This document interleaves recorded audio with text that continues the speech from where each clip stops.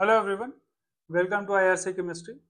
पिछले part third में हमने जितने भी क्वेश्चंस स्पेक्ट्रा के बन रहे थे, एलएमसीटी हो गया, डीडी ट्रांजिशन हो गया, स्पिन सिलेक्शन रूल्स भी हम लोगों ने देखा और उस पर जितने भी क्वेश्चंस आ रखे थे प्रीवियस ईयर में वो हमने कवर किए थे, जिससे आपको एक अच्छा इंसाइट मिला होगा कि स्पेक्ट्रा से किस तरीके के सवाल पूछे जाते हैं। अब इस वाले पार्ट में जो है हम लोगों ने वो क्वेश्चंस कवर किए हैं। मैंने थोड़ा इसमें मैग्नेटिक मूवमेंट को लेके आया हूँ, क्योंकि मैग्नेटिक मोमेंट से बहुत कंफ्यूजन होता है कि किस तरीके के सवाल पूछे जाते हैं। मेटल आयन का अलग होता है, मेटल कॉम्प्लेक्स का अलग होता है, टेम्परेचर डिपेंडेंट अलग होता है, लेंथ लाइन्स के लिए अलग होते हैं। तो वहां पे एक आपको क्लियर अंडरस्टैंडिंग मिलेगा कि मुझे मैग्नेटिक मोमेंट के सवाल को किस तरीके से क्वेश्चन को सॉल्व करना है। कई बार मैग्नेटिक मोमेंट पे बहुत इजी क्वेश्चंस भी आते हैं, कितने अनपेड इलेक्ट्रॉन है या बोर मैग्नेटॉन, मतलब मैग्नेटिक मोमेंट कैलकुलेट करके बताओ, इस तरीके के क्वेश्चंस आते हैं। और स्पिन इक्विलिब्रियम में हम पूछते हैं ना, low temperature low spin, high temperature high spin, उस तरीके के क्वेश्चंस को अपन इसमें डिस्कस करेंगे। और कुछ पोर्शन जो है रह गया था पिछले पार्ट का थोड़ा सा, कि किस कॉम्प्लेक्स में एलएमसीटी होगा, किस कॉम्प्लेक्स में एमएलसीटी होगा। तो मैंने एलएमसीटी के बारे में आप लोगों को बताया था।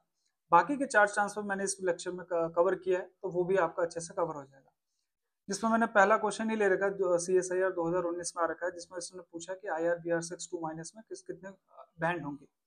तो इसके लिए तो पहले तो जरा हम इसको समझ लेते हैं कि जो हम पिछले पार्ट में हम लोग कर चुके हैं, जिससे हम लोग कैलकुलेट करते हैं लेपोर्टे स्पिन सिलेक्शन रूल को, जरा सा यहाँ पे देख लेते हैं क्या रहेगा। तो अगर मैं इरिडियम की बात करता हूँ तो ये D9 सिस्टम है, ऑक्सीडेशन स्टेट यहाँ पे उसका +4 है। तो ये बेसिकली कैसा सिस्टम हो जाएगा, D5 सिस्टम हो जाएगा। ठीक है, 4 है तो सॉरी, ये हो जाएगा 3 4 D, 5D4 हो जाएगा। ठीक है, तो नहीं नहीं 5 हो जाएगा। 9 इलेक्ट्रॉन है, 4 निकल गए तो 5 ही बचेगा। अब मैंने आपको बताया था कि जैसे हम ऊपर से नीचे जाते हैं तो ऑब्वियस सी बात है, इंटरेक्शन बढ़ता है, CFSC बढ़ती है। तो CFSC बढ़ने की वजह से कॉम्प्लेक्स क्या करते हैं, पेयरिंग ज्यादा प्रेफर करते हैं, लो स्पिन ज्यादा प्रेफर करते हैं as compared to high spin, because energy gap is very very high. अगर आपने बाकी के 3 पार्ट्स नहीं देखे तो जरूर उनको देखें। इससे आपका पूरा कोऑर्डिनेशन CSIR नेट गेट के लिए बहुत अच्छे से कवर हो जाएगा। मतलब कोई क्वेश्चन आपका रुकेगा नहीं। तो यहाँ पे हम बोलेंगे कि ये लो स्पिन है, और जस्ट यहाँ पे हम क्वेश्चन नहीं सॉल्व कर रहे, मैं आपको तरीका बता रहा हूँ सो दैट वो बाकी क्वेश्चंस में भी अप्लाई हो।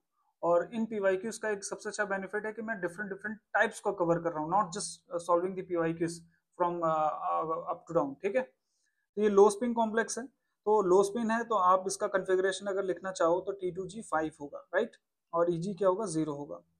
तो अगेन यहाँ पे क्या होगा, अब देखो मैंने आपको LMCT के लिए क्या बताया था कि मेटल का ऑक्सीडेशन स्टेट क्या होना चाहिए, हाई होना चाहिए, और डी में इलेक्ट्रॉन्स कम होने चाहिए या तो 0 होने चाहिए। तो यहाँ पे मेटल का ऑक्सीडेशन स्टेट हाई है और डी में इलेक्ट्रॉन्स हैं, T2G में 5 इलेक्ट्रॉन है, विच विल वो क्या करेंगे, DD ट्रांजिशन करेंगे ही करेंगे। लेकिन DD ट्रांजिशन के साथ साथ यहाँ पे चार्ज ट्रांसफर भी होगा, यहाँ पे चार्ज ट्रांसफर भी होगा साथ के साथ। क्यों ऐसा मैंने बोला, क्योंकि जो लीगेंड है ना वो आपका पाई डोनर है, Br, जितने भी आपके हेलोजेंस हैं वो सारे के सारे पाई डोनर है। ठीक है ना, तो वो क्या करेंगे, LMCT करेंगे। LMCT मतलब लीगेंड से मेटल की तरफ चार्ज ट्रांसफर होगा। अब यहाँ पे लीगेंड का कौन सा ऑर्बिटल होगा, तो ब्रोमीन है तो ब्रोमीन आप चेक कर लो, फ्लोरीन 2p होता है, क्लोरीन 3p होता है, और ब्रोमीन आपका क्या होगा, 4p होगा। तो बेसिकली 4p से इलेक्ट्रॉन कहाँ जाएगा, मेटल के डी ऑर्बिटल में जाएगा। अब डी ऑर्बिटल कौन सा होगा, उसके लिए आपको जो इसका मॉलिक्यूलर ऑर्बिटल डायग्राम है वो आपको बनाना होगा। तो मॉलिक्यूलर ऑर्बिटल डायग्राम मैं बता देता हूँ, बहुत ही सिंपल तरीके से बनेगा, जो हम सिग्मा डोनर के लिए सबसे पहले बनाते हैं। ठीक है, सिग्मा डोनर के केस में क्या होता है कि T2G आपका होता है एक तो, और एक आपका होता है EG। ठीक है, तो सिग्मा डोनर के केस में क्या होता है कि EG जो होते हैं ना, ये सारे के सारे बेसिकली T2G आपका क्या करता है, पाई बॉन्ड बनाता है। सिग्मा डोनर में पाई बॉन्ड बनते नहीं, इसलिए T2G आपका क्या है, नॉन बॉन्डिंग ही रहता है। ये मैं आपको ब्रीफ में बता रहा हूँ, बहुत डिटेल में जानने की जरूरत नहीं है। अगर आप लोगों ने, क्योंकि इसके लिए मुझे पूरा थ्योरी समझानी पड़ेगी, बहुत शॉर्ट में समझा रहा हूँ, बहुत इजी तरीके से समझ में भी आ जाएगा। T2G जो है pi bond, sorry pi bond बनाता है, तो वो बेसिकली सिग्मा डोनर के केस में पाई बॉन्ड तो बनाएगा नहीं, तो वो क्या होगा, नॉन बॉन्डिंग की तरह रहता है। अब EG जो है, EG आपका क्या करता है, सिग्मा बॉन्ड बनाता है, तो वो एक तो क्या कराएगा, यहाँ पे बॉन्डिंग बनाएगा और साथ में एंटी बॉन्डिंग बनाएगा। तो एंटी बॉन्डिंग थोड़ा सा क्या होगा, ऊपर होगा। ठीक है, ज्यादा ऊपर नहीं, थोड़ा सा ऊपर होगा, और इसमें एंटी बॉन्डिंग करेक्टर होगा। तो डेल ओ की वैल्यू बेसिकली यही होती है, T2G और EG में gap, this is your del, crystal field splitting energy. अब जैसे ही हम पाई डोनर के केस में जाते हैं ना, तो पाई डोनर के केस में सिग्मा बॉन्ड तो बन ही रहा, पाई बॉन्ड तो बाद में बन रहा है सिग्मा के बाद। तो उस केस में आपका ईजी स्टार तो यहीं रहेगा, यहीं बना रहा हूं मैं, ये रहा ईजी स्टार, दूसरा कलर यूज करते हैं, ईजी स्टार ये रहेगा। अब आपका ये जो T2G है ना, अब ये भी पाई बॉन्डिंग में पार्टिसिपेट करेगा, तो ये भी थोड़ा सा ऊपर जाएगा और पाई बॉन्ड बनाएगा यहाँ पे। तो इसको मैं लिखूंगा T2G स्टार और ये होगा पाई। ठीक है, तो ये आपका क्या है, पाई डोनर का केस है। और अगर मैं पाई एक्सेप्टर की बात करता हूँ, तो पाई एक्सेप्टर मैं यहाँ बनाता हूँ। ये बहुत अच्छा तरीका, जो मतलब मैंने अपने प्रिपरेशन में मैंने इस तरीके से फॉलो किया था, इस तरीके से इसको याद किया था। तो यहाँ पे आप देखो डेलो की वैल्यू और घट गई। जो हम बोलते हैं ना पाई डोनर के केस में जाते हैं तो स्प्लिटिंग एनर्जी कम हो जाती है, तो उसका रीजन यही है। It can be easily explain by the MOT. Pi acceptor की अगर हम बात करते हैं, तो ये जो T2G है ये आपका जाता है नीचे, यहाँ पे ईजी स्टार तो रहेगा ही, और ये T2G स्टार क्या जाता है, यहाँ नीचे आता है और ये बॉन्डिंग बनाता है, T2G बॉन्डिंग। इसमें क्या अब एंटी बॉन्डिंग कैरेक्टर नहीं रहता, बॉन्डिंग रहता है। इसकी वजह से ये डेलो की जो एनर्जी गैप है ना पाई एक्सेप्टर के केस में, ये बढ़ जाती है। तो पाई एक्सेप्टर और सिग्मा डोनर और पाई डोनर, इस तरीके से आपको क्वेश्चन को सॉल्व करना है। तो ये मैंने आपको जस्ट एक ब्रीफ में एमओटी का जो स्प्लिटिंग डायग्राम है वो मैंने आपको बताया, जो कि आपको बहुत हेल्प करेगा इस क्वेश्चन को सॉल्व करने में। अब इस क्वेश्चन में देखो इसने पूछा हुआ type and number of bonds, तो टाइप तो मुझे पता चल गया कैसा है, LMCT है। नंबर ऑफ बैंड्स कितने आएंगे IBR6 में, तो T2G 5 है। तो अब मैं यहाँ पे लीगेंट की बात करता हूँ, ये रहा मेरा लीगेंट, लीगेंट है मेरा 5p। ठीक है, और यहाँ पे मेटल के ऑर्बिटल्स कौन कौन से हैं पाई पाई डोनर के केस में, एक तो T2G स्टार है जो कि पाई है, और इसमें 5 इलेक्ट्रॉन भरे हुए हैं, कितने हैं 5 इलेक्ट्रॉन्स। ठीक है, और इसके ऊपर EG स्टार है जो कि खाली है। ठीक है, तो अब यहाँ पे मेरा क्या है BR लिगेंड्स है, यहाँ पे मेरा क्या है ब्रोमीन लिगेंड्स है। जस्ट समझाने के लिए, ज्यादा डिटेल में हमें नहीं जाना। अगर आप इस तरीके से भी एग्जाम में बनाते हो that will be very helpful. तो एक ट्रांजिशन तो T2G में होगी क्योंकि एक जगह खाली है, और दूसरी ट्रांजिशन कहाँ होगी, EG स्टार में होगी। तो नंबर ऑफ बैंड्स कितने होंगे, वो होंगे आपके टोटल 2। तो यहाँ पे देख लो नंबर ऑफ बैंड्स कितने होंगे, ये होंगे 2। आप ये समझो कि मैंने जितनी भी LMCT ट्रांजिशंस होंगी उन सभी के लिए आपको ऐसे सॉल्व करना है, चिंता करने की जरूरत नहीं। LMCT जितनी ट्रांजिशन होंगी सारी की सारी L से मेटल की तरफ जाएंगे और इसी तरीके से जाएंगे। ये पाई कैरेक्टर रखता है, ये सिग्मा कैरेक्टर रखता है, दैट्स इट। तो इस तरीके के सवाल भी पूछे गए हैं कि LMCT में इलेक्ट्रॉन कहाँ से कहाँ जाता है, तो P से D में जाता है, और D में भी कहाँ जाएगा, अगर T2G कंप्लीटली फिल्ड होगा तो EG स्टार में जाएगा, ये बात आप ध्यान रखना। अगर ये T2G6 होता ना, इरिडियम +3 ऑक्सीडेशन स्टेट में होता तो T2G6 कंप्लीटली फिल्ड होगा तो एक ही बैंड होता, क्योंकि T2G6 कंप्लीटली फिल्ड होता उसमें ट्रांजिशन नहीं होगी, कहाँ होती, EG स्टार में होती, तो एक ही ट्रांजिशन होती, P से सिग्मा स्टार में होती। P भी कौन सा, 5p वाला, फ्लोरीन क्लोरीन ब्रोमीन पे आएंगे तो वहां पे 2p 3p 4p, sorry 4p होगा। तो ये आप देख लेना, जस्ट अगर मैं ऊपर नीचे थोड़ा कर देता हूँ तो उसमें कोई इशू नहीं है, सिंपल सा ये कंसेप्ट आपको फॉलो करना है इस तरीके के क्वेश्चन को सॉल्व करने के लिए। तो आपको एमओटी की स्प्लिटिंग डायग्राम पता होना चाहिए और साथ में किस तरीके की ट्रांजिशन हो रही है वो पता होनी चाहिए, दैट्स इट। बढ़ते हैं अगले, अच्छा क्वेश्चन था, अगले सवाल पे बढ़ते हैं। अब ये मैग्नेटिक मोमेंट पे आ जाते हैं। यहाँ पे मैं आपको तीन चार चीजें बता देता हूँ जिससे जो कि बाकी क्वेश्चन समझाने में मुझे बहुत ईजी हो जाएगा, तो उसको हम आगे ज्यादा मतलब टाइम वेस्ट नहीं करेंगे हर एक क्वेश्चन में, सभी का नेचर एक ही तरीके का है। At room temperature the observed value of mu effective for cobalt ethylene diamine के साथ वो है 4.75 bore magneton. The correct statement about the complexes. देखो ये क्वेश्चन बेसिकली CSIR में भी आ चुका है, हाउस क्राफ्ट का अच्छा क्वेश्चन है। तो इस क्वेश्चन में बेसिकली जो मेरा कोबाल्ट है वो आपका +2 ऑक्सीडेशन स्टेट में है। ठीक है, +2 होने की वजह से हम इसको बोलेंगे ये 3D7 सिस्टम है, और जो लिगेंड फील्ड है वो स्ट्रॉन्ग फील्ड लिगेंड है। ठीक है ना, EN क्या है आपका, स्ट्रॉन्ग फील्ड लिगेंड है। तो कॉम्प्लेक्स हम कैसे एक्सपेक्ट करेंगे, लो स्पिन एक्सपेक्ट करेंगे, और लो स्पिन की वजह से हम बोलेंगे कि ये T2G क्या होगा 6 होगा और EG 1 होगा, राइट। क्योंकि पहले हम क्या करेंगे EG को भरेंगे, उसके बाद EG सॉरी T2G को भरेंगे फिर EG को। और म्यू स्पिन अगर मैं निकालने जाऊँ तो हम क्या करते हैं n+2 करते हैं, तो n की वैल्यू तो 1 है, और n+2 करेंगे तो ये आ जाएगा 3, तो ये होना चाहिए 1.73 बोर मैग्नेटॉन बी। बट ये आता नहीं है, तो ऐसा क्यों है, तो देखो यहाँ पे इसने शुरू में लिखा हुआ है और क्वेश्चन में वो बोल भी रहा है कि जो इसका मैग्नेटिक मोमेंट है 4.75 है, मतलब अनपेयर्ड इलेक्ट्रॉन एक से ज्यादा है। तो उसके पीछे कारण क्या हो सकता है, ये लिखा हुआ है टेम्परेचर डिपेंडेंस। तो रूम टेम्परेचर का मतलब आप यही समझो कि हाई टेम्परेचर, मैंने पहले भी आपको समझाया था डायनेमिक जीटीडी समझाते वक्त। लो टेम्परेचर का मतलब हम बिलो 0 डिग्री सेल्सियस है या -40 -60 डिग्री सेल्सियस। अगर मैं रूम टेम्परेचर की बात करूं तो we are at 25 degree Celsius 298 kelvin which is very high as far as metal complex are concern. तो उस केस में हाई टेम्परेचर पे आप ये ध्यान रखना, ऐसे ध्यान रखना, sorry, high temperature, high temperature high spin. High temperature पे क्या होगा, हाई स्पिन होगा। अब ये थ्योरी ज्यादा पढ़ाने का समय नहीं है, बट आप याद रखना, high temperature high spin favoured, low temperature low spin favoured, लो स्पिन फेवर्ड। ठीक है, स्पिन इक्विलिब्रियम में हम लोग पढ़ते हैं इसको।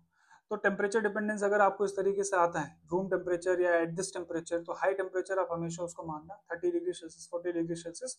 तो हाई टेम्परेचर पे हमेशा वो हाई स्पिन को प्रेफर करेगा और लो टेम्परेचर पे वो लो स्पिन को प्रेफर करेगा irrespective of ligand field strength. तो इस बात पे आप इस क्वेश्चन में आपको ये ध्यान रखना था कि टेम्परेचर हाई दिया हुआ था तो मैं ईएन इज एथिलीन डायमीन उसको मैं as a strong field ligand consider नहीं करूंगा, उसका कोई रोल नहीं है। कॉम्प्लेक्स यहाँ पर हाई स्पिन बनाएगा, अगर वो हाई स्पिन बनाएगा तो उस केस में जो T2G है उसमें आपके कितने इलेक्ट्रॉन होंगे, 5 होंगे, और Eg में कितने होंगे, 2 होंगे। तो अनपेयर्ड इलेक्ट्रॉन यहाँ पे n की वैल्यू कितनी होगी, तो एक अनपेयर्ड इलेक्ट्रॉन आपका T2G में, 2 उसमें है, तो 3 हो गए। तो यहाँ पे अगर आप म्यू स्पिन निकालोगे तो यहाँ पे आएगा 3 इंटू 5 विच इज 15, और 15 को अगर आप देखोगे तो वो आएगा, सॉरी मैंने कुछ शायद गलत कर दिया, एक मिनट।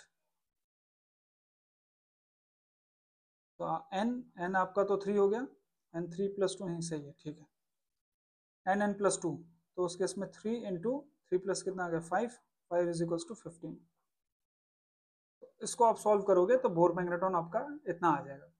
तो इसमें आपको मतलब चिंता करने की कोई बात नहीं है। +2 ऑक्सीडेशन स्टेट में है कोबाल्ट, 3d7 सिस्टम बनाएगा, और 3d बनाएगा तो उस केस में आप देख लेना अनपेयर्ड इलेक्ट्रॉन कितने हैं, तो 5 7 इलेक्ट्रॉन होंगे, 5 इसमें है, 2 इसमें है, सॉरी 5 नहीं, इसमें 5 इलेक्ट्रॉन भरोगे ना, 1 2 3, हो जाएगा 4, ये हो जाएगा 5, तो एक इलेक्ट्रॉन आपका यहाँ पे हो जाएगा, और Eg के केस में 2 इलेक्ट्रॉन हो जाएंगे, 3 यहाँ पे हो जाएंगे, तो आपका आंसर आ जाएगा।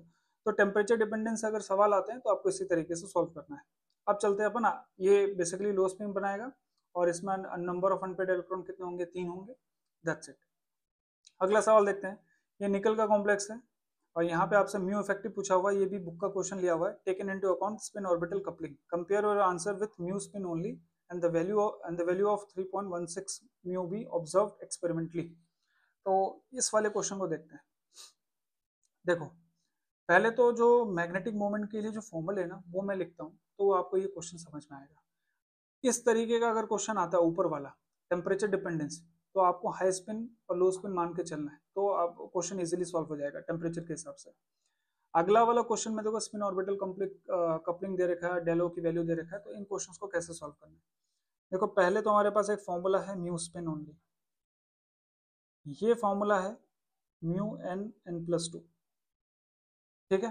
तो यहाँ पे अगर टेम्परेचर डिपेंडेंस की बात करता है लो स्पिन, तो low temperature low spin, high temperature high spin आप बनाओगे, ये आप यूज करोगे जब क्वेश्चन में दिया होगा, अदरवाइज आप यही यूज करोगे।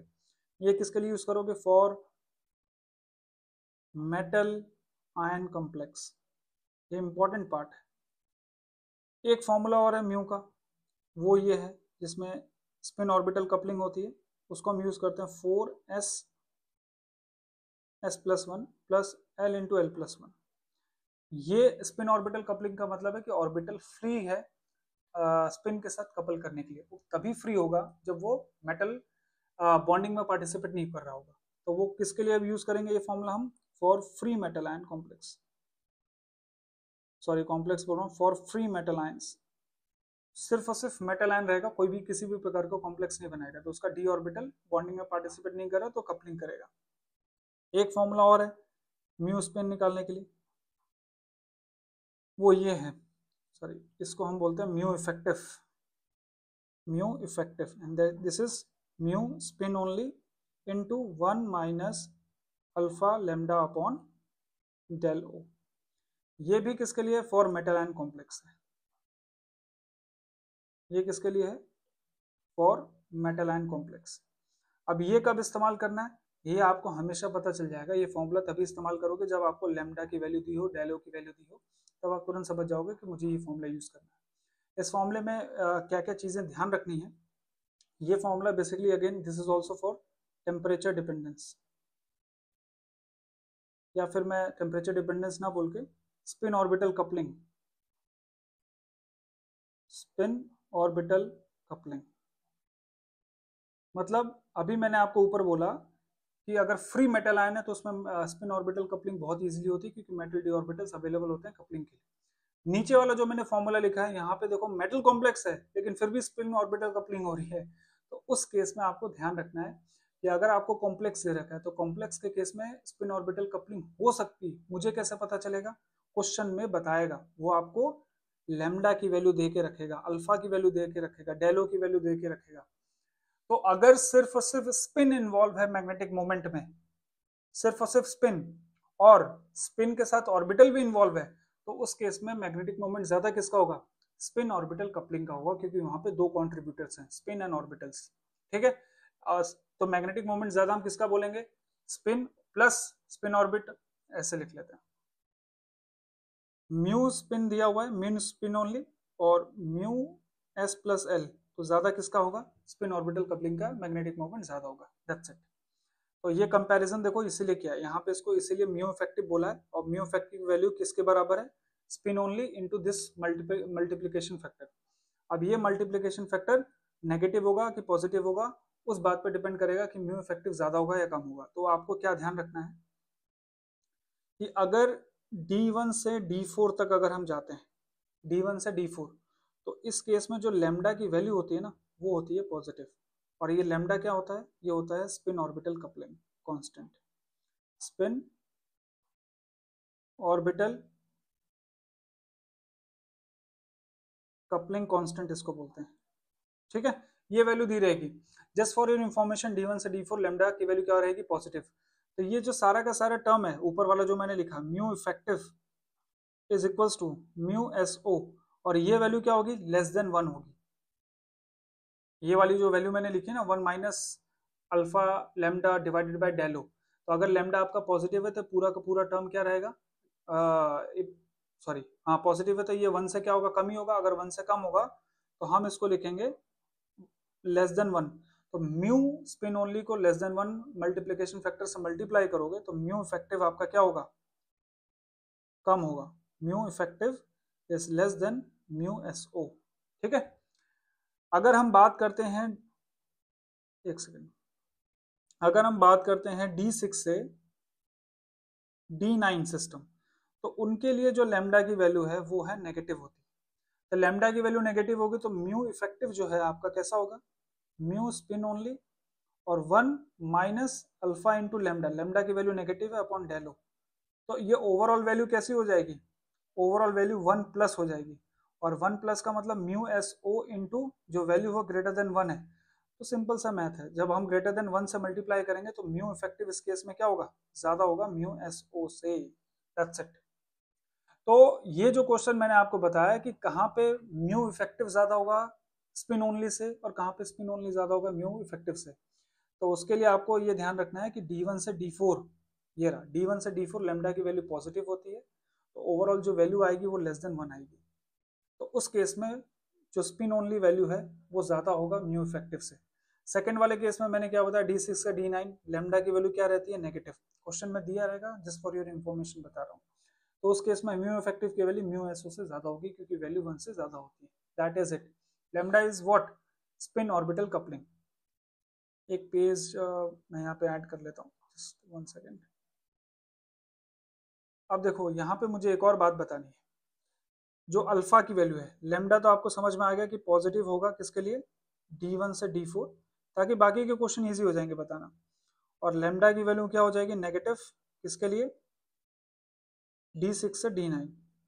और यहाँ पे जब पॉजिटिव होगी तो इस केस में म्यू इफेक्टिव आपका कम होगा म्यू स्पिन से, कभी कभी ये सवाल भी पूछा है। और यहाँ पे म्यू इफेक्टिव आपका ज्यादा होगा किससे, म्यू स्पिन से। तो इस वाले केस में हम बोलेंगे कि स्पिन ऑर्बिटल कपलिंग इज या लेस डोमिनेंट। ठीक है, spin orbital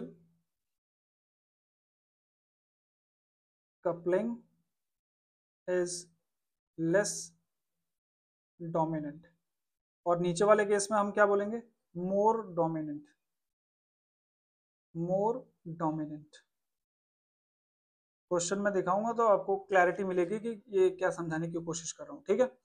और रही बात अल्फा की, तो जो भी कॉम्प्लेक्स आपको दिया रहेगा उसका हम लोग क्या निकालते हैं, ग्राउंड स्टेट टर्म सिंबल निकालते हैं, जो कि मैं नेक्स्ट लेक्चर में इसको लेके आऊंगा। स्पेक्ट्रा का रहेगा, स्पेक्ट्रा को हम 3 पार्ट में कवर करेंगे, इसमें नेक्स्ट में टर्म सिंबल और ऑर्गल डायग्राम के क्वेश्चंस रहेंगे, भर भर के टीएस के भी रहेंगे। तो अल्फा की वैल्यू रहेगी 4, किसके लिए, for a symbols, A ground term symbols, ठीक है, मैं सिंबल लिख रहा हूँ बस। अगर कोई कॉम्प्लेक्स दिया है उसका ग्राउंड स्टेट टर्म सिंबल ए है, तो उस केस में हम अल्फा की वैल्यू 4 लिखेंगे, और ये 2 कब लिखेंगे, जब उसका ग्राउंड स्टेट टर्म सिंबल क्या होगा, ई होगा। तो ये आप ध्यान रखना, ठीक है। तो यहां से हम ये फॉर्मूला बहुत इजीली इस तरीके के क्वेश्चंस को सॉल्व कर पाएंगे। लैम्डा की वैल्यू के बारे में मैंने आपको अच्छे से बताया, फिर अल्फा के बारे में बताया, और स्पिन ऑर्बिटल कपलिंग होगी कि नहीं होगी वो डिपेंड करेगा क्वेश्चन पे, ठीक है। तो अगर आपको फ्री मेटल आयन दिया है तो वहां पे आंख बंद करके आपको ये समझना है कि स्पिन ऑर्बिटल कपलिंग होगी। लेकिन अगर कॉम्प्लेक्स दिया है और फिर मुझसे पूछा हुआ कि कपलिंग होगी कि नहीं होगी, तो मैं नहीं बता पाऊंगा, वो मुझे क्वेश्चन देख के ही पता चलेगा कि होगी कि नहीं होगी, ठीक है। चलते हैं आगे। तो ये वाला जो क्वेश्चन था निकल वाला, जो मैंने यहाँ पे ले रखा था कि calculate the value of mu effective, और एक्सपेरिमेंटल वैल्यू जो दिया, कंपेयर और answer with mu spin only and the value of 3.16 mu observed experimentally for निकल +3 ऑक्सीडेशन स्टेट में है, सॉरी +2 ऑक्सीडेशन स्टेट में। तो ये सवाल करते हैं हम लोग यहाँ पे, इसको मैं यहाँ भेज देता हूँ। देखो अब यहाँ पे निकल जो है आपका इसमें है +2 ऑक्सीडेशन स्टेट में है, और ये है आपका 3D8 सिस्टम, 3D8 सिस्टम है। और ये जो ऑर्गल डायग्राम हम पढ़ेंगे तो ये एग्जांपल होता है 2 होल ट्रांजिशन का, 2 होल ट्रांजिशन का, ठीक है। और 2 होल ट्रांजिशन के केस में जो ग्राउंड स्टेट टर्म सिंबल होता है वो A2G होता है, क्लियर। और इसमें 2 अनपेयर्ड इलेक्ट्रॉन होते हैं तो इसका स्पिन होगा आपका 3। तो ये ग्राउंड स्टेट टर्म सिंबल है, तो इसके लिए अल्फा की वैल्यू कितनी हो जाएगी, आपकी हो जाएगी 4, ठीक है। और लेमडा इस क्वेश्चन के लिए दिया रहेगा, और खैर इस क्वेश्चन में नहीं दे रखा है क्योंकि ये क्वेश्चन मैंने बुक से सीधा लिया हुआ है। तो लेमडा की वैल्यू सपोज करो x है, और ये D8 सिस्टम है, तो ये क्या होगा, नेगेटिव होगा। तो यहाँ पे जो मैं म्यू इफेक्टिव निकालूंगा that is mu spin only into 1 minus alpha की वैल्यू कितनी होगी 4, लेमडा की वैल्यू कितनी होगी -x divided by del O, just समझाने के लिए। तो mu S O 1 + 4x upon del O, खत्म। और म्यू एस ओ की वैल्यू क्या होगी, तो ये तो आपको वैसे ही करना है सिंपल, n इंटू n + 2, और यहाँ पे n की वैल्यू कितनी है 2 है, तो 2 इंटू 6, तो ये कितना आ गया √12, और √12 की वैल्यू देख लेना कितनी आएगी। तो वो वैल्यू आप यहाँ पे पुट कर देना म्यू एस ओ की, और x की वैल्यू पुट करना, डेल ओ की वैल्यू करना, क्वेश्चन इज सॉल्व। अब आते हैं अगले सवाल पे, ये वाला सवाल है, यहाँ से क्लियर हो जाएगा। अब इस क्वेश्चन में पढ़ो कि the room temperature, the room at room temperature लिखना चाहिए था, at room temperature, at room temperature mu effective for a monomeric copper +2 complex is greater than 1.73, this may be due to।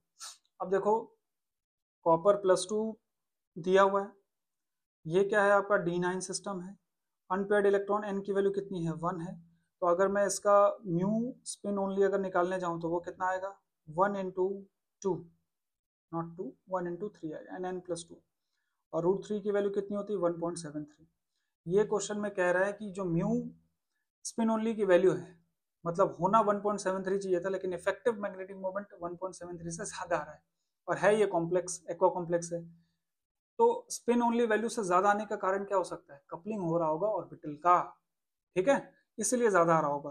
तो हम ये बोलेंगे कि म्यू इफेक्टिव जो है वो म्यू स्पिन ओनली से ज्यादा इसलिए है because of orbital coupling, because of orbital coupling, ठीक है, इस बात का आप ध्यान रखना, बिकॉज ऑफ ऑर्बिटल कपलिंग। मुझे और कैसे पता चलता, D9 सिस्टम था, तो यहाँ पे लेमडा की वैल्यू क्या रहेगी, नेगेटिव रहेगी। तो इस केस में भी यहाँ भी मैं इजिली इसको देख के बता सकता था। तो इसमें से पूछा था कि किस एक्सप्रेशन का इस्तेमाल करके आप ये आंसर बता सकते हो, तो अभी मैंने आपको इसकी पूरी राम कहानी बताई। Mu effective equals to mu S O 1 minus alpha lambda divided by del O. अब ये जो D9 सिस्टम है ये वन होल ट्रांजिशन है, तो वन होल ट्रांजिशन के केस में इसका जो ग्राउंड स्टेट टर्म सिंबल होगा वो होगा आपका Eg, 2Eg होगा। तो E के केस में जो अल्फा की वैल्यू होगी वो कितनी होगी, वो होती है 2, और डेलो की वैल्यू अगर आपको दी होती तो आप आसानी से म्यू इफेक्टिव कैलकुलेट कर लेते। तो बहुत ही क्रिस्टल क्लियर है। अगर सिर्फ मेटल आयन है तो स्पिन ऑर्बिटल कपलिंग इजीली होगा, अगर मेटल कॉम्प्लेक्स है तो वहां पे स्पिन ओनली वाला फॉर्मूला हम इस्तेमाल करते हैं। अगर कपलिंग हो रही है कि नहीं हो रही आप नहीं बता सकते, क्वेश्चन में गिवन रहेगा, तो ये क्वेश्चन मैंने उसी तरीके से लिया। यहाँ पे भी कॉम्प्लेक्स था तो हमने यहाँ पे कपलिंग करवाई अकॉर्डिंग टू द क्वेश्चन, ठीक है। 2016 का सवाल है, कितना अच्छा क्वेश्चन है, हो गया। चलते हैं आगे। ये क्वेश्चन देखो, the value of mu effective, तो ये क्वेश्चन में खुद ही आपसे पूछ रहा है। यहाँ पे भी आपको मेटल आयन कॉम्प्लेक्स दे रखा है, तो अगेन आपको मेटल आयन कॉम्प्लेक्स में सोचना नहीं कि कपलिंग कराऊं कि नहीं कराऊं, क्योंकि वो आगे आगे से बोल रहा है कि म्यू इफेक्टिव की वैल्यू निकालो, डेलो की वैल्यू इतनी दे रही, लेमडा इतनी। दिस क्वेश्चन, ये क्वेश्चन आपका जो है गेट में आ रखा है, गेट शायद 2020 या 21 में देख लेना, गेट में आ रखा है। तो इसको कैसे करोगे, तो म्यू इफेक्टिव आपका अभी मैंने आपको बताया mu S O 1 minus alpha lambda upon del O. निकल अभी मैंने आपको बताया था +2 ऑक्सीडेशन स्टेट में है, ये आपका क्या है 3D8 सिस्टम है, और ये 2 होल ट्रांजिशन है। चिंता मत करिए, नेक्स्ट जो पार्ट है वो इसी पे लाऊंगा। बहुत इजीली आप किसी का भी ग्राउंड स्टेट टर्म सिंबल बता दोगे, ट्रांजिशन बता दोगे बहुत इजीली। तो ये आपका क्या है 2 होल ट्रांजिशन है, और इसका जो ग्राउंड स्टेट होगा वो 3A2G होगा। तो उस केस में अल्फा की वैल्यू कितनी होगी, 4 होगी, और इसने लेमडा की वैल्यू देखो दे रखी है, नेगेटिव होगी क्योंकि ये D8 सिस्टम है, तो -300 सेंटीमीटर इनवर्स। और साथ में डेलो की वैल्यू भी दे रखी है, डेलो कितना है 12,000। तो आप इसको इजीली कर सकते हो, कैलकुलेशन भी इसकी बहुत इजी दे रखी है इसने, तो यहाँ से म्यू इफेक्टिव निकल जाएगा, दैट्स इट। अगला क्वेश्चन है कि which of the following shows orbital contribution in magnetic moment. तो आपको ये इस तरीके के अगर क्वेश्चन आते हैं कि ऑर्बिटल कंट्रीब्यूशन कौन शो करेगा कौन शो नहीं करेगा, तो इसके लिए एक ट्रिक है, ट्रिक ही बोलूंगा मैं इसको, पता करने का तरीका, अदरवाइज थ्योरी थोड़ा लंबा है। तो आप ये हमेशा याद रखना कि all unsymmetrically filled T2G orbitals will show orbital contribution, will show orbital contribution,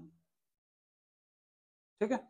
जहां पे भी T2G आपका अनसिमेट्रिकली फिल्ड होगा वो ऑर्बिटल कंट्रीब्यूशन शो करेगा, ठीक है। जैसे यहाँ पे अगर मैं सारे के सारे एक्वा कॉम्प्लेक्स हैं, तो कोबाल्ट सॉरी पहला जो है कॉपर+2, कॉपर+2 के केस में जो कॉन्फ़िगरेशन होगा T2G6 Eg3, तो ये आपका ऑर्बिटल कंट्रीब्यूशन नहीं देगा। अगर मैं निकल+2 की बात करता हूँ तो यहाँ पे भी T2G आपका कैसा है, सिमेट्रिकली फिल्ड है, लाइक दिस, तो ये भी ऑर्बिटल कंट्रीब्यूशन नहीं देगा। कोबाल्ट+2 सारे के सारे हाई स्पिन है, ठीक है। तो कोबाल्ट के केस की अगर मैं बात करूँ तो T2G में 5 इलेक्ट्रॉन होंगे, Eg में 2 इलेक्ट्रॉन, तो ये शो करेगा बिल्कुल। क्रोमियम 6 इलेक्ट्रॉन होते हैं +3 ऑक्सीडेशन स्टेट में, तो T2G3 होगा और Eg 0 होगा। तो आपका आंसर होगा cobalt plus two oxidation state will show contribution, orbital contribution. कैसे बताया, because with the help of trick, और वो ट्रिक ये है कि T2G अगर अनसिमेट्रिकली फिल्ड है तो they will participate in orbital contribution, that's it. और ऊपर वाला जो मैंने आपको बताया कि अगर आपको मैग्नेटिक मूवमेंट से रिलेटेड सवाल आते हैं, तो एक तो आएगा टेम्परेचर डिपेंडेंट इंडिपेंडेंट, जिसमें मैंने बताया कि लो टेम्परेचर लो स्पिन बनाएगा, हाई टेम्परेचर हाई स्पिन बनाएगा। दूसरा, अगर आपको मेटल कॉम्प्लेक्स दे रखा है और वहां पे वो कह रहा है कि आप म्यू इफेक्टिव निकालो, तो आपको वो कह रहा है कि वो स्पिन ऑर्बिटल कपलिंग करवा रहा है मेटल कॉम्प्लेक्स में, तो उस केस में भी आपको क्या करना है, म्यू इफेक्टिव वाला फॉर्मूला यूज करना है, अल्फा और लेमडा। अल्फा की value ground state term symbol पर डिपेंड करेगी, अगर ए है तो 4 वैल्यू होगी, और अगर ई है तो 2 होगी।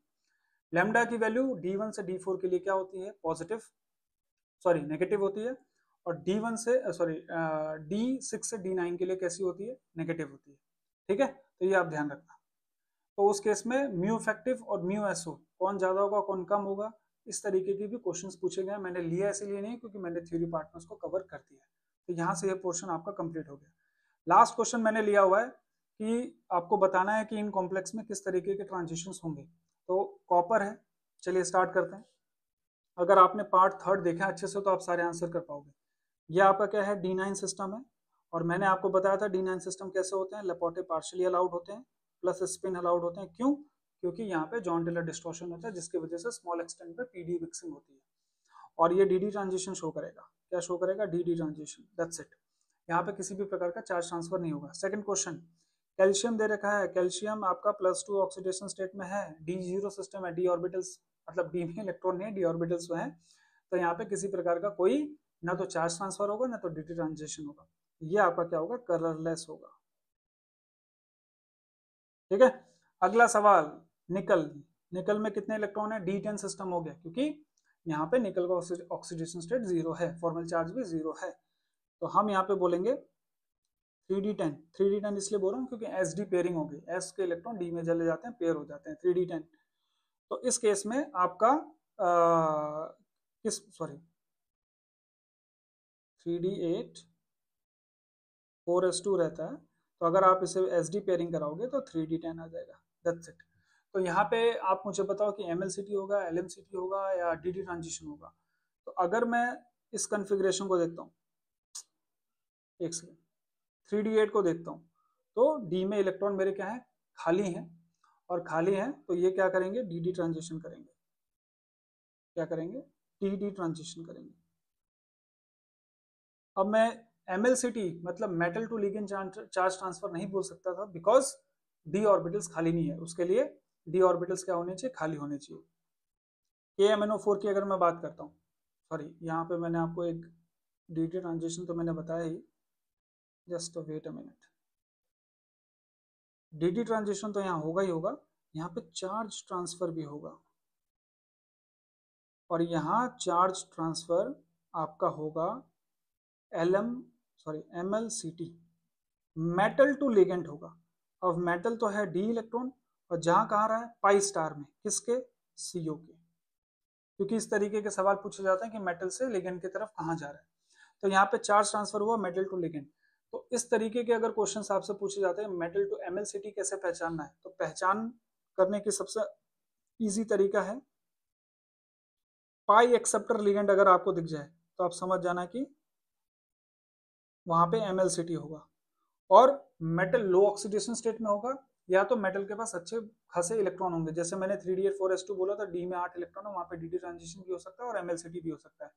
कौन प्रिवेल करेगा? तो MLCT प्रिवेल करेगा, चार्ज ट्रांसफर प्रिवेल करेगा, बिकॉज वो स्पिन अलाउड भी है और लेपोटे अलाउड भी है।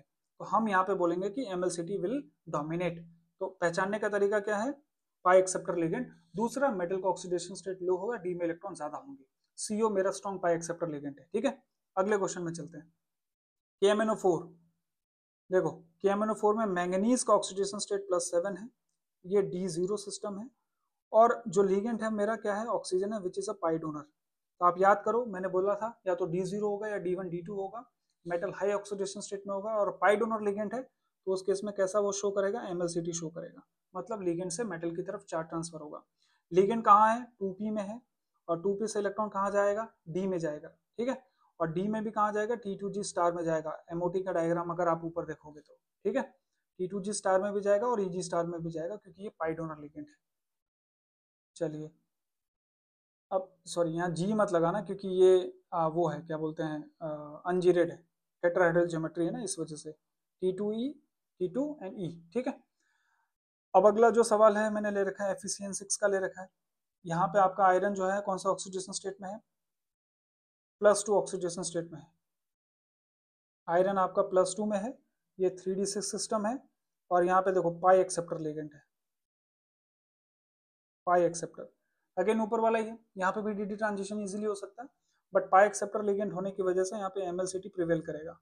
ठीक है, चार्ज ट्रांसफर, और ये MLCT आपका क्या है? लेपोटे अलाउड है और स्पिन अलाउड भी है।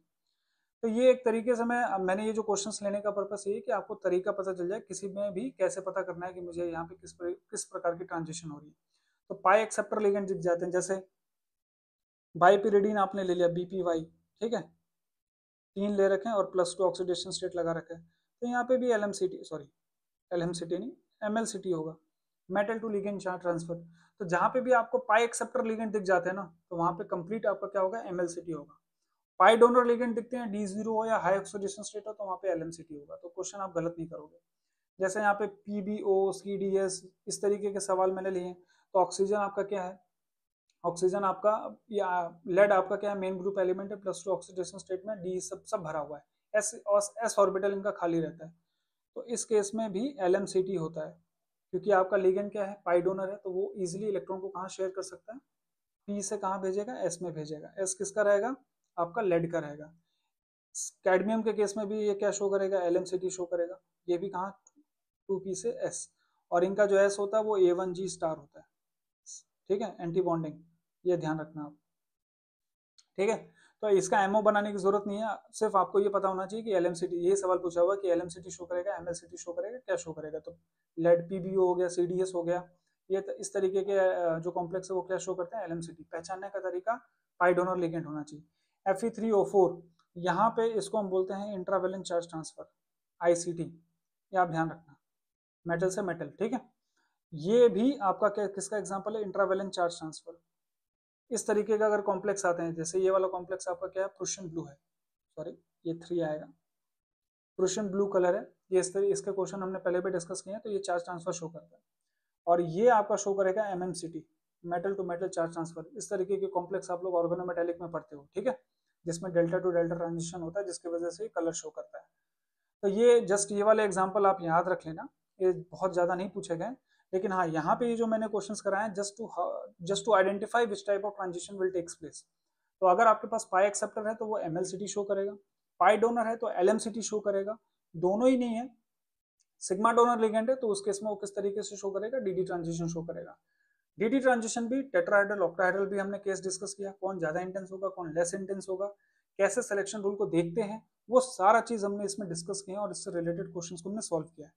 लास्ट क्वेश्चन आप देखो, ये अब मुझे बताने की जरूरत नहीं है, अगर आप लोगों ने पिछला पार्ट देखा होगा तो बहुत इजीली बता सकते हो, क्योंकि ये टेट्राहेड्रल कॉम्प्लेक्स है, लेपोटे पार्शियली अलाउड होगा और साथ में स्पिन अलाउड होगा ये, और ये क्या शो करेगा, ये DD ट्रांजिशन शो करेगा। ठीक है, यहाँ पे भी पाई डोनर लिगेंड है, लेकिन वो जो मेरा मेटल है वो हाई ऑक्सीडेशन स्टेट में है, हाई ऑक्सीडेशन स्टेट में नहीं है, डी में 7 इलेक्ट्रॉन है, तो LMCT नहीं हो सकता, MLCT भी नहीं हो सकता, क्योंकि पाई एक्सेप्टर लिगेंड नहीं है, इसलिए हम क्या बोलेंगे, DD ट्रांजिशन होगा। ऑलरेडी हम इसको डिस्कस कर चुके हैं। तो अगर आप इस पार्ट को अच्छे से कवर कर लेते हो तो मुझे नहीं लगता कि आपका स्पेक्ट्रा में कोई सवाल रुकेगा related to transitions and related to selection rule. उसके ऊपर मैंने आपको इस तरीके के क्वेश्चंस भी कराए, मैग्नेटिक मोमेंट, उससे भी आपका कोई सवाल नहीं रुकेगा। अब एक लास्ट पार्ट में जो स्पेक्ट्रा में लाऊंगा, जिसमें मैं ये डिस्कस करूंगा, ऑर्गन डायग्राम पूरा डिस्कस करूंगा, कौन से उसमें बहुत सारे सवाल इस तरीके से पूछेंगे, ग्राउंड स्टेट टर्म सिंबल क्या होता है, कितने ट्रांजिशन होंगे, है ना, 2 होल में कितने होंगे, 2 इलेक्ट्रॉन में कितने होंगे, 1 इलेक्ट्रॉन 1 होल में कितने होंगे, वेरियस क्वेश्चन जो अभी तक आ चुके हैं मैं सारे कवर करूंगा, डिफरेंट डिफरेंट टाइप के। So this is all for this lecture. यहाँ पे हम लोग ऑलमोस्ट सारा स्पेक्ट्रा कवर कर चुके हैं। नेक्स्ट पार्ट में हम लोग ऑर्गल डायग्राम और ग्राउंड स्टेट टर्म सिंबल से रिलेटेड, या टर्म सिंबल कितने कितने होते हैं, कितने डिफरेंट टाइप के टर्म सिंबल्स निकल सकते हैं, माइक्रोस्टेट निकालेंगे, वो सारे मैं नेक्स्ट पार्ट में लेके आऊंगा। This is all for this part. Thank you so much.